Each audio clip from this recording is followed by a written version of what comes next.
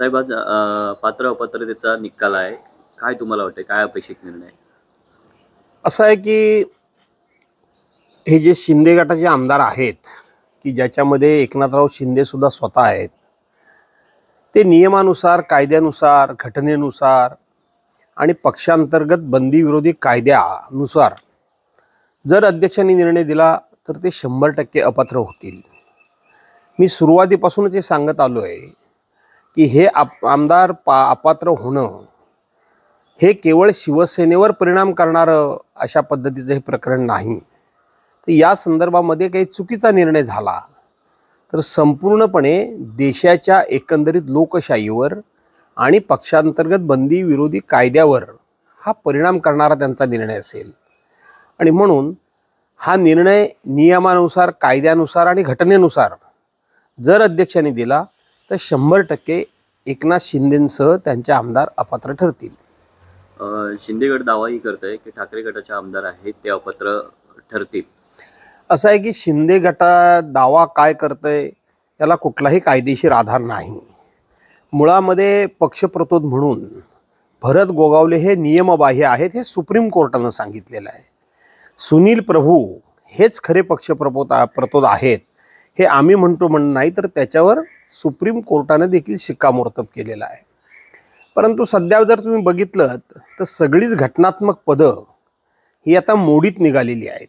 सगळीच घटनात्मक पदं ही सध्याच्या राज्यकर्त्यांनी ही आपले पक्ष कार्यकर्ते असावेत अशा पद्धतीनं वापरण्याचे या ठिकाणी काम जोरात सुरू आहे.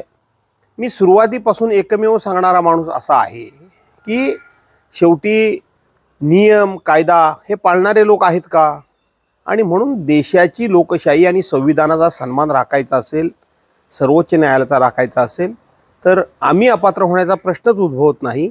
अपात्र होतील ते शिंदे गटच अपात्र होईल हे नियमाला धरून असेल. जर आपले आमदार आहेत ते अपात्र ठरले तर आपली भूमिका काय असेल पुढची? असं आहे की आमचे आमदार अपात्र होण्याचा तिळमात्र देखील कुठूनही कुठल्याही कायद्यानं नियमानं जरासुद्धा संबंध नाही. पण तरी देखील सगळे नियम आणि कायदे हे धाब्यावर बसवायचंच ठरवलेलं दिसतंय विद्यमान अध्यक्षांनी सुद्धा.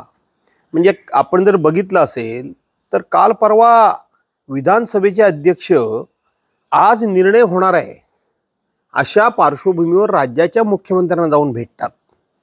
मला असं वाटतं की याचे दोन अर्थ निघू शकतात. एक तर त्यांनी एकनाथ शिंदेंना कल्पना दिलेली असावी की तुम्हाला मला अपात्र केल्याशिवाय पर्याय नाही हे सांगण्याकरता म्हणून ते कदाचित गेलेले असावे. परंतु ते कशाकरताही जरी गेले असले तरीसुद्धा आजपर्यंत मी स्वर्गीय दत्ताजी नलावडे हे विधानसभेचे अध्यक्ष होते आणि वरच्या सभागृहाचे जयवंतराव पाटील का आपले जयवंतराव टिळक हे सभापती होते. त्या जयवंतराव टिळक आणि दत्ताजी नलावड्यांपासूनचे आजतागायतचे अनेक अध्यक्ष आणि अनेक विधान परिषद सभापती मी पाहिले. ते पदावर असताना कधीही कोणीही कुठल्याही मुख्यमंत्र्यांना भेटायला गेला असं अजिबात ऐकिवात नाही आणि मी पाहिलेलं देखील नाही.